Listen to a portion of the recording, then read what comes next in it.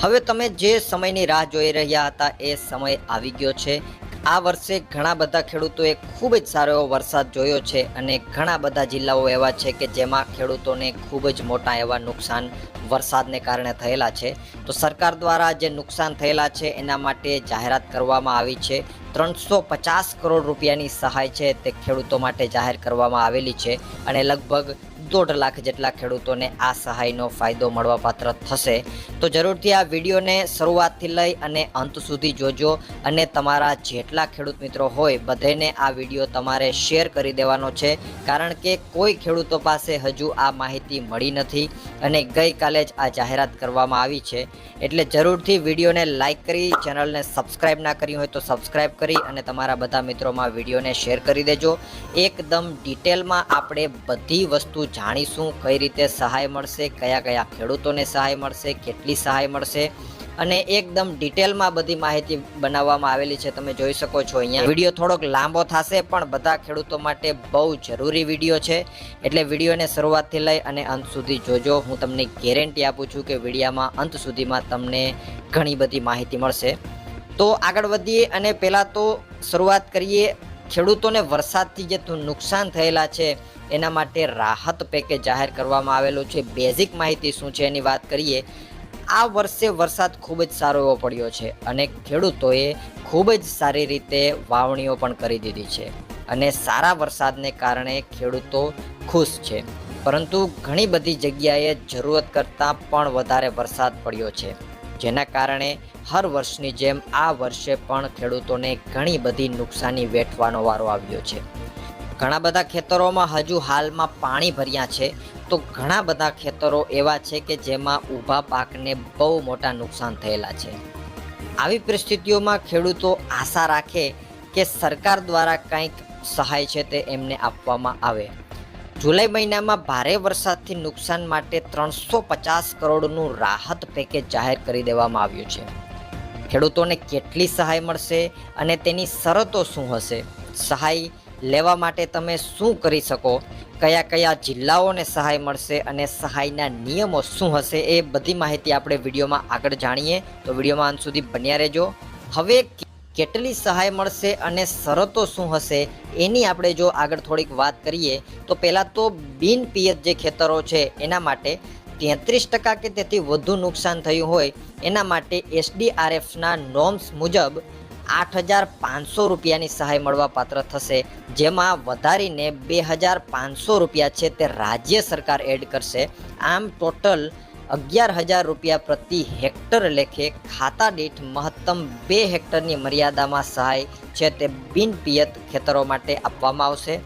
પિયત પાકો માટે જો વાત કરીએ તો 33% કે તેથી વધુ નુકસાન માટે SDRFના નોર્મ્સ મુજબ 17,000 રૂપિયાની સહાય છે એ મળવાપાત્ર થશે, જેમાં રાજ્ય સરકારના બજેટમાંથી 5,000 રૂપિયા સહાયનો વધારો કરવામાં આવશે। આમ ટોટલ 22,000 રૂપિયા પ્રતિ હેક્ટર લેખે ખાતા દીઠ મહત્તમ 2 હેક્ટરની મર્યાદામાં સહાય આપવામાં આવશે।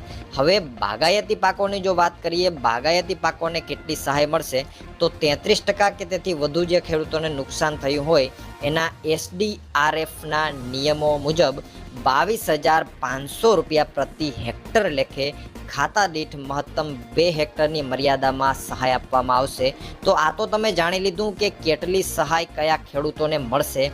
આગળ જો વાત કરીએ તો સહાય લેવા માટે તમે શું કરી શકો, સહાય લેવા માટે તમારે હવે શું કરવું જોઈએ એની થોડીક વાત કરીએ।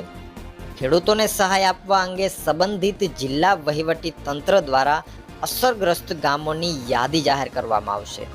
સહાય માટે નુકસાનગ્રસ્ત ગામોના નિયત નુકસાન ધરાવતા ખાતેદાર ખેડૂતોએ ગ્રામ્ય કક્ષાએ ગ્રામ સેન્ટર પરથી સાધનિક આધાર પુરાવા સાથે ડિજિટલ ગુજરાત પોર્ટલ ઉપર અરજી કરવાની રહેશે। ખાસ મિત્રો ધ્યાન રાખજો, એક તો તમારે જે નુકસાન થયેલું છે એના પુરાવા જોશે અને ડિજિટલ ગુજરાત પોર્ટલ છે એના ઉપર તમારે અરજી પણ કરવાની રહેશે।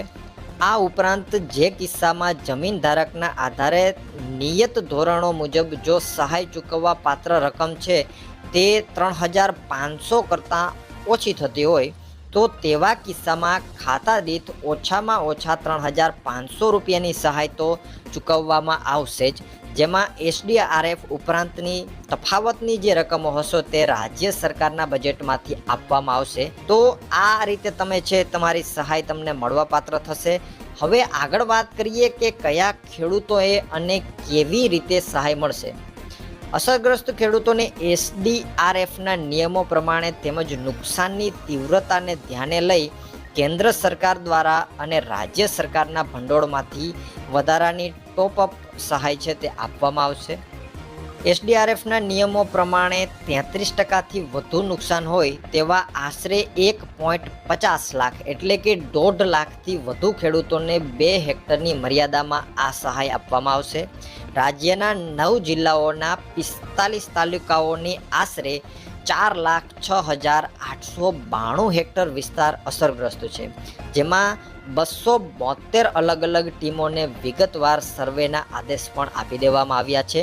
તો 9 જિલ્લાઓના 45 તાલુકાઓના જે છે એ અસરગ્રસ્ત વિસ્તાર છે, એમાં 272 જેટલી અલગ અલગ ટીમો છે એ સર્વે ચાલુ કરી દીધો છે. એમને સર્વે કરવા માટે છે એ વિગતો પણ આપી દેવામાં આવી છે. કયા કયા જિલ્લાઓના ખેડૂતોને આ સહાય મળશે એની જો વાત કરીએ તો જુનાગઢ, દેવભૂમિ દ્વારકા, પોરબંદર, રાજકોટ, આણંદ, ભરૂચ, સુરત, નવસારી અને તાપી, આમ આ 9 જિલ્લાઓ છે એના 350 કરોડ રૂપિયાની સહાય છે એ વરસાદમાં જે ખેડૂતોને નુકસાન થયેલું છે એના માટે જાહેર કરવામાં આવી છે.